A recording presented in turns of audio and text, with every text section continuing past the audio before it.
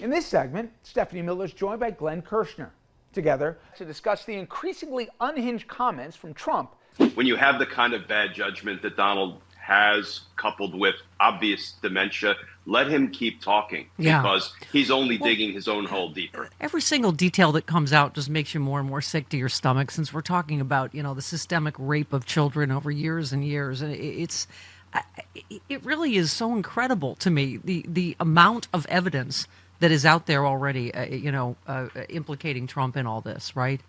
Yeah, and what I know from working with crime victims for 30 years is every time what happened to them resurfaces, particularly resurfaces publicly, it tears open old wounds that, maybe have begun to heal, which probably never heal fully, given what Epstein, Maxwell, and company did to those young girls. But this is all sport for Trump and the Republicans. Yeah. Here's the thing, Steph.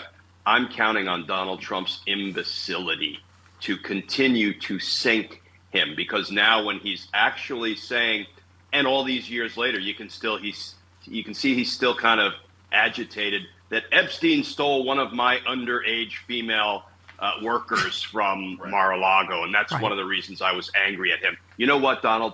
Keep talking, keep talking, keep talking. Well, yeah, as a prosecutor, you love that, right? Because it really makes no logical sense, does it? I mean, No. But his every word is an indictment. As you say, prosecutors love when wrongdoers talk. And when you are, when you have the kind of bad judgment that Donald has, coupled with obvious dementia, let him keep talking, because he's only digging his own hole deeper. The other thing I'm sure you look at every day as a prosecutor, Glenn, is timelines. So here's one post. The more Trump is questioned about Epstein, the more he twists the Epstein timeline into something that increasingly doesn't make sense.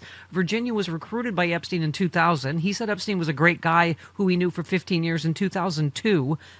He sent an alleged birthday letter in 2003. Real estate dispute was in 2004. I'm sorry, but how does this make any sense? It's so clear he can't keep his story straight. It's so knotted up that when he tries to untie it, he inadvertently just adds another knot, right? And in the event we ever got to present that timeline to a jury, juries typically get it. And there's so many claims that he continues to make that are just laughable. Like this whole thing was a Democrat hoax. They ginned up all the files. Well, Donald, who is it that indicted Jeffrey Epstein in 2019? You and Bill Barr's Department of Justice. Who indicted Maxwell in 2020? You and Bill Barr's Department of Justice. So let's not claim this whole thing was some Democratic hoax. So, obviously there's talk of the pardoning something, I don't know, commuting. I don't even know what all the legal words are of Ghislaine Maxwell. But, one legal expert, which, said, here you have a person who's begging really for her life for a pardon or a commutation, yet the very person who can give that to her is Donald Trump. Maxwell really isn't going to be able to be fully truthful, credible, and forthcoming about everything she knows about Trump, if she might be incentivized to try and soften any edges relating to that one person who has the power to give her what her wants. We're no kidding, right? And one more Epstein survivor, Glenn, Sarah Ransom, said, "It makes me sick. She's claiming to be a victim or have any form of innocence. This is the same woman that grabbed my arm and forced me into the room to be raped by Jeffrey. She had this evil smirk on her face, and she enjoyed it." I mean, I also politically still don't get how, does this make the MAGA crowd to letting off the other child rapists somehow calm this for him? It does seem to be causing some of his MAGA base to peel away from him, and that's a good thing if this is what it takes. And the other thing is, this would be the single most disgusting, unjust pardon in our nation's history if he pardons a convicted sex trafficker and a convicted co-conspirator of Jeffrey Epstein. And co-conspirator literally means that every crime Jeffrey Epstein committed as part of this sex trafficking conspiracy, Ghislaine Maxwell is also responsible for. Yeah. So, if he pardons, is there such a thing as a bridge too far? Maybe there is, and maybe we're going to find out. I mean, that he's throwing out pardoning P. Diddy is just, to own the libs just because, Okay. Let's move on real quick. Obviously we have to talk about the Smithsonian and this unconscionable bending of the knee for this criminal, for this 34-count felon. I mean, Brown was the latest. Brown University agreed to a $50 million deal with the Trump administration over its frozen medical and health sciences funding. They allege the administration alleged Brown failed to combat anti-Semitism and discrimination on its campus. Because I had to delve into this to go, why are they paying him off? Like, none of these claims make any sense. Linda McMahon said the deal reversed decades-long woke capture of the nation's higher education institutions. The Smithsonian, under pressure from Trump, removed his impeachments from the museum, right? Yeah, we're becoming North Korea. Actually, North Korea laughs at us. But these are shakedowns, Steph. It's plain and simple. These are shakedowns. When you're the president of the United States with all the power of the federal government behind you, and you say to a university, you know what, you can buy your way out of the mess I'm about to create for you, or I'm going to launch all kinds of investigations that will probably cost you more to defend against than the $50 million I'm trying to shake you down for. That's cutting right to the chase here.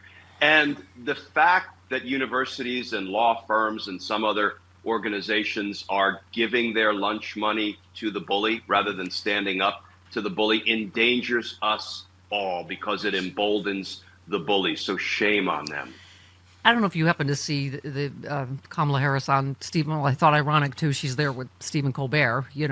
Speaking of CBS and Paramount and bending the knee, but the fact that what she said, what I didn't see coming, is the capitulation.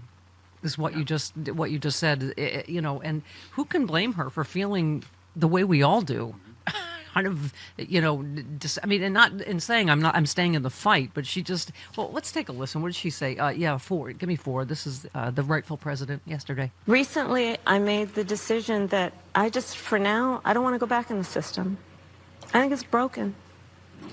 I think there's so much, there are so many good people who are public servants, who do such good work, teachers and firefighters and police officers and nurses and scientists. And so it's not about them, but I believe, and I always believed, that as fragile as our democracy is, our systems would be strong enough to defend our most fundamental principles. And I think right now that they're not as strong as they need to be, and I just don't want to, for now, I don't want to go back in the system. I want to travel the country. I want to listen to people. I want to talk with people. And I don't want it to be transactional where I'm asking for their vote. God, just so much like what could have been sadness that I can't. It's overwhelming this morning, Glenn. But, this is why I love what you do out there, because we got to look to each other to stay in the fight, because I think we all get, depressed, like she's sort of talking about our, capitulations and Stephen Colbert said to her, "You predicted all that's happening. I know you aren't here to say I told you so, but do you wanna?" And she said, "Stephen, you're right. I predicted of a lot of what would happen, but what I didn't see coming was the capitulation. Maybe it was naive of me after everything I've seen in my career, but I did not see everyone capitulating left and right. I did not see that coming."